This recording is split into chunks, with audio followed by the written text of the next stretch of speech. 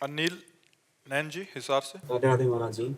राधे राधे महाराज जी। महाराज जी, पिछले 1 साल से आपको सुन रहा हूँ, आपके द्वारा बताए गए मार्ग पर चलने का भी प्रयास कर रहा हूँ।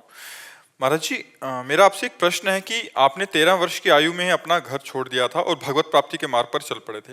महाराज जी, आप काफी लंबा लिखे हैं, कह रहे हैं कि जब आपको पहली बार अनुभूति हुई भगवत प्राप्ति की, तो उसके बाद में कैसा परिवर्तन महसूस हुआ, और सुखानुभूति का वर्णन कर सकते हैं महाराज जी वो? एक हम आपको गुलाब जामुन पवावे, पूछे कैसा था, आप कहोगे बढ़िया मीठा। नहीं, कैसा बढ़िया मीठा, इसके आगे बोल पाओगे? इसके आगे उत्तर होगा, आप खा के देख लीजिए, नहीं आएगा। जब एक प्राकृतिक वस्तु के स्वाद की बात ये वाणी नहीं बता सकती, वो कहेगी अनुभव करो, तो ये तो भगवदानंद है। अनुभव गम्य भजे जय संता। भला भगवान जो अनिर्वचनीय है, उनके आनंद का कैसे वर्णन किया जा सकता है? वो तो यत् किंचित शास्त्रों में वर्णन है। जैसे एक पदार्थ के आनंद का, सुख का वर्णन करने की सामर्थ्य वाणी नहीं रखती। कितना मीठा है, बहुत मीठा है, इसके आगे खा के देख लो। ऐसे भगवदानंद परमानंदमय है। कैसा परमानंद है? भजन करो, भगवान की प्राप्ति करो, तब अनुभव में आएगा। समझ पा रहे हो? अब ये कोई रसगुल्ला तो है नहीं कि उसको खवा दिया जाए कि देखो इतना मीठा है। राधा नाम जप करो, संयम से रहो, पवित्र भोजन पाओ, और लंबे काल तक पाप न बनने पावे, तब आनंद मिलने लगेगा भगवान का। और जैसे जैसे आनंद मिलेगा, वैसे वैसे आगे बढ़ते जाओगे। और जहाँ भगवदाकार वृत्ति हुई, भगवान का दर्शन हुआ, जीव निहाल हो गया, जन्म मरण के चक्र से मुक्त हो गया, कर्म बंधनों से मुक्त हो गया।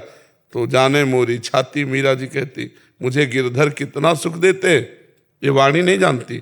जाने मोरी छाती, मीरा जी कहती, मेरा हृदय जानता है। तो बच्चा, ये हृदय का विषय, इसको वाणी से कैसे कहें? ऐसे कह सकते हैं बहुत आनंद है। कितना आनंद है? बहुत आनंद है। नहीं, कितना आनंद है? तो भजन करके देखो, तब पता चलेगा। ये अनुभव गम्य है। महाराज जी, क्या भगवान प्रत्यक्ष में दर्शन देते हैं? जैसी भक्ति की भावना होती है। अगर भक्ति की भावना हो कि हमें ध्यान में दर्शन दे, तो भगवान ध्यान में देते हैं। और अगर प्रगट में, तो प्रगट में। हमारी काशी में प्रगट में भावना थी, मुझे भगवान शंकर ऐसे दर्शन दें जैसे व्यक्ति के दर्शन किए जाते हैं। तो जब साधना बढ़ी, तो लालसा लगने लगी कि आज भगवान दर्शन देंगे। पूरा दिन हो जाता घाट में बैठे, दोपहर में चिलचिलाती धूप, कोई व्यक्ति नहीं, तपती हुई पंडों की छतरी के नीचे, आज भगवान दर्शन देंगे, आज देंगे। और ऐसे बाट जोहते जोहते एक दिन देखा, अरुण वस्त्र, विशाल जटाएं, गौर वर्ण, त्रिपुंड धारण के, इतना बड़ा त्रिशूल हाथ में लिए, और नंगे पैर में जो ही देखा भाग पड़े, चरणों में लेटे, ऐसे चरण स्पर्श किए, बस वो कुछ बोले नहीं, ऐसे उंगली उठाई, देखते देखते अंतर ध्यान हो गए। पहली बार जब भगवान शिव के दर्शन हुए थे, तो काशी में घाटों में हुए थे, मध्याह्न के समय, दोपहर के समय। अब उस समय जितना प्यार भगवान के प्रति होता है, उतना ही सुख का अनुभव होता है।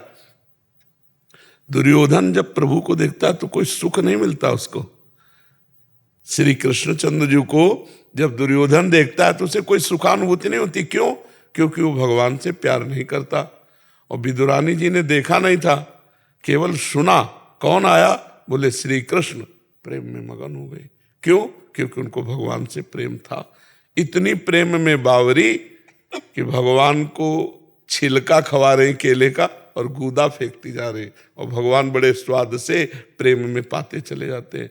तो जितना उपासक को भजन के बल से प्रेम होता है, उतना ही भगवदानंद की अनुभूति होती है भगवत साक्षात्कार में।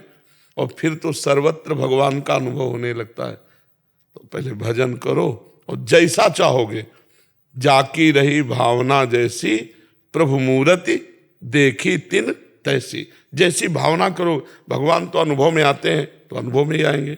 भगवान साक्षात आते, भगवान साक्षात आए। हम बात नहीं कर सकते हैं यदि भाव में? भागवत में लिखा हुआ, कपिल भगवान ने कहा है कि वो भक्त मेरे साथ वार्तालाप करते हैं, मेरे साथ खेलते हैं, मैं उनके साथ खेलता हूँ।